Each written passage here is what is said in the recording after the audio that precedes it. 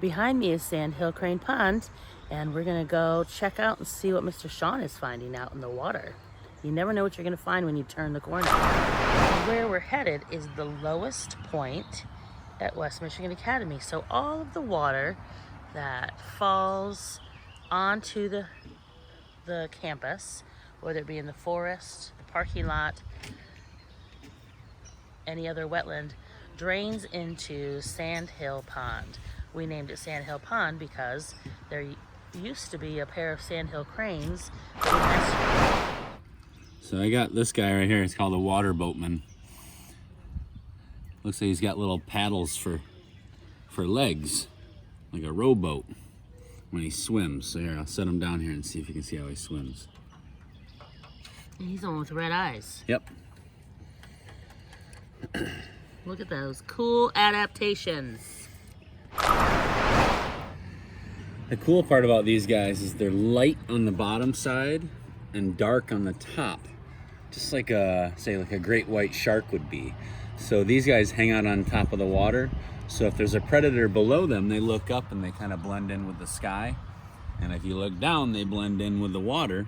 So it's a pretty cool camouflage they have. All right, Mr. Sean's going past the cattails. He's gonna see what he can scoop up out there. And speaking of cattails, the swamps and ponds around Michigan are filled with cattails. And cattails are really historical plants. Some people call them the supermarket of the swamps. You can use all the parts of the cattail. You can eat the shoot that grows under the water. You can use the leaves to make mats or baskets. You can use the pollen on the top of it as a flower. And then you can finally eat the cattail head when it's newly formed. What you doing out there, Mr. Sean?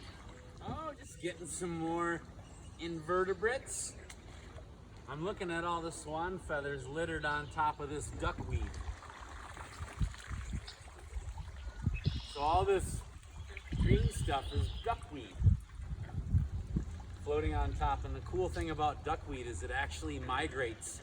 It goes up and down in the water as the temperature changes, which is pretty cool. I never knew that a plant could migrate like that, but it does. What's that one, Mr. Sean? Ooh. It's called the bellostomatid, or giant water bug. Ooh, look at him. So what they do is they breathe air from the surface, but they'll trap a little air bubble underneath their wings here in the back, and they'll go down and use that air bubble that they trapped with kind of a snorkel system that they have for breathing, so they can stay underwater for a long time. Cool. Another amazing adaptation. What'd you find next, Mr. Sean? Some orb snails.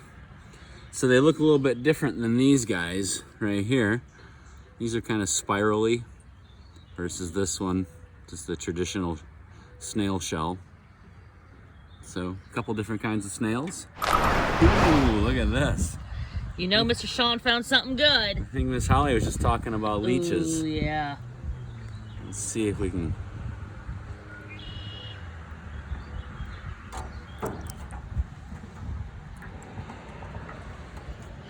Ooh.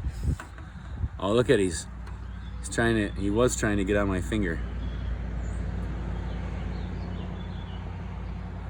Why are leeches important to water ecosystem? Well, they're food sources, for one, a big food source. Oh, sorry. Oh.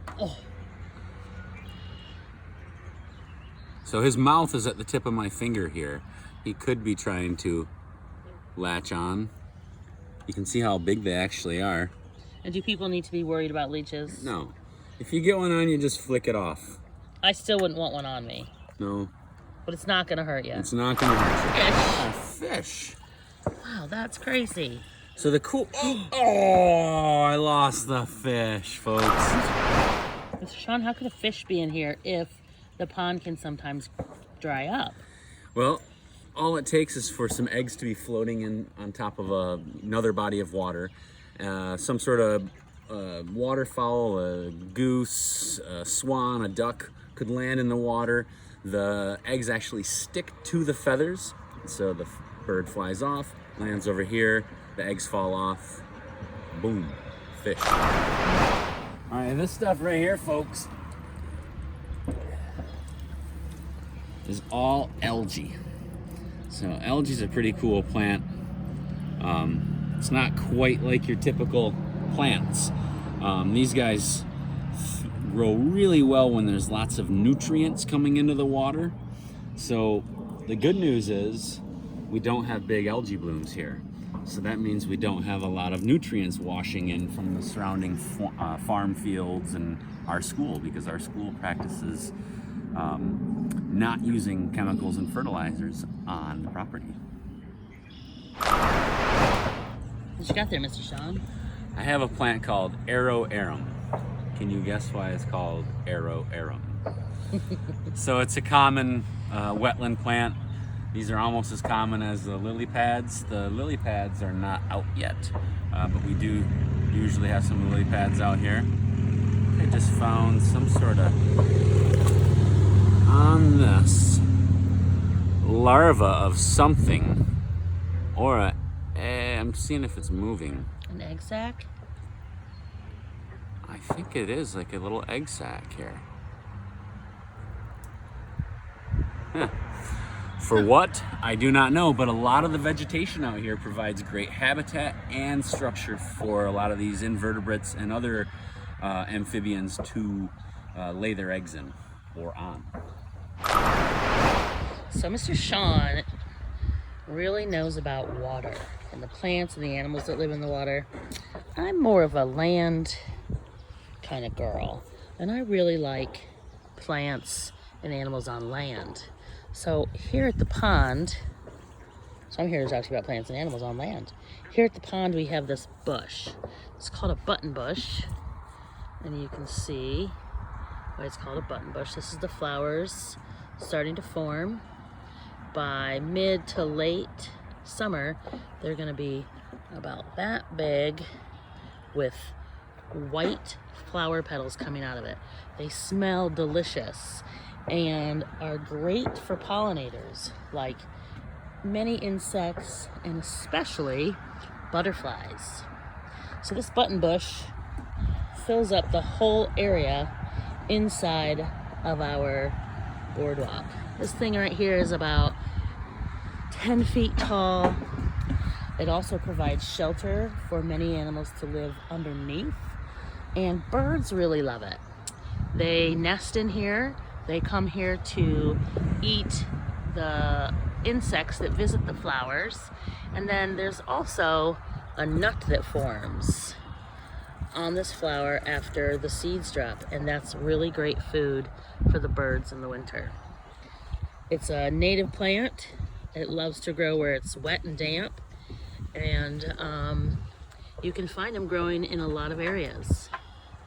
So next time you're at the park where there might be a pond or a stream, check out for a button bush. It's easy to identify. Nice shiny leaves. They grow in a whorled pattern, so there's 1, 2, 3 in a circle. That's whorled, W-H-O-R-L-E-D. And then they've got the little buttons at the ends, which are their flowers. Stand here, Mr. Sean. So what we're going to do is we're going to use this sorting and identification guide to help us figure out what organisms we just found. And to do that, we're going to use this thing called a dichotomous key. Now, a dichotomous key means that you just have two choices. It's either this or that. So let's just start off with an example of one here. I'll grab this guy right here. I think so.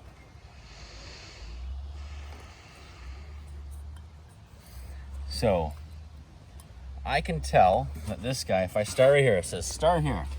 Does it have a shell?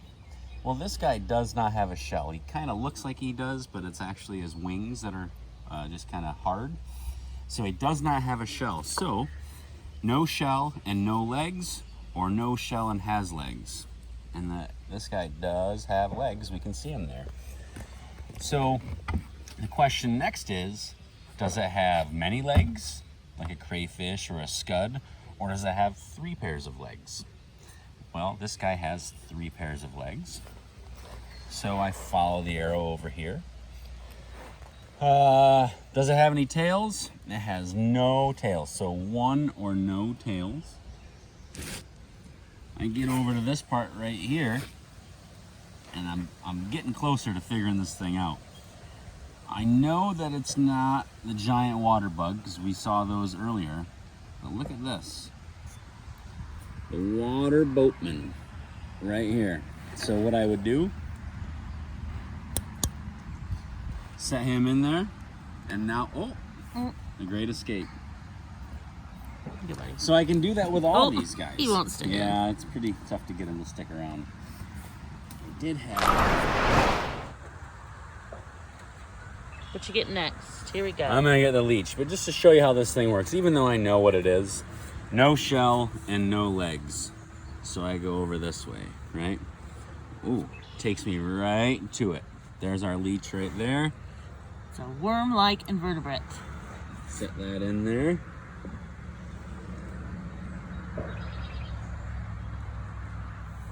Another water boatman there, or I'm sorry, giant water bug. Another water bug. There's a lot of true bugs in that pond. There are a lot of true bugs. Let's see if it works for snails. So, no shell and no legs, or no shell has legs, or does it have a shell? It has a shell. So I just have to go down here, and the first one down below, orb snail.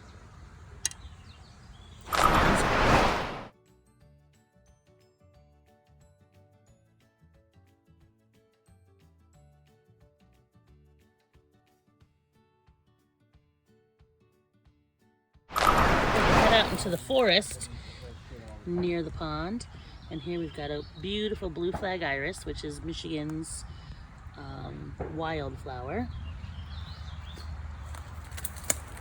We've got a bunch of weeds over here, some plants, a lot of poison ivy.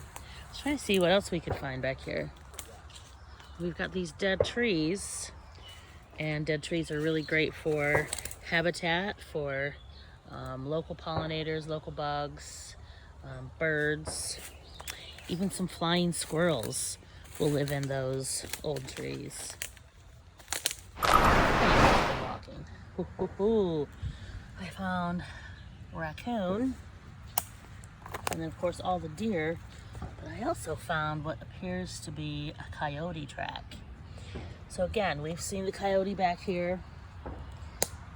They go in and out through this high grass area. It's a safe place to be. So make sure to check out the forests whenever you go to a pond or any kind of water ecosystem. There's going to be some forest around there. You never know what you'll find. So right here we got a snail that's trying to make the great escape over the sides of this little bowl that these organisms are sitting in. Little does he know if he did, he'd be in trouble because he'd be stuck out of the water for a little while. All right, so what I've noticed here, folks, if this was, say, a larger pond or a river or stream, we would have seen more examples of the organisms in here also. And that's what we want to see. We want to see a more complex food web here, or food chain. Right here, we're not finding a whole lot of organisms, so we say that this pond does not have a lot of biological diversity, which is not a good thing for the pond. So, doesn't mean it's necessarily in bad shape or polluted. It just doesn't have a lot of diversity. And we all know everybody needs a little diversity. Thanks for joining us today on our visit to Sand Hill Pond. And thanks, Mr. Sean, for all your great water knowledge. Hey, no problem. It's fun doing it. See you guys later. See ya.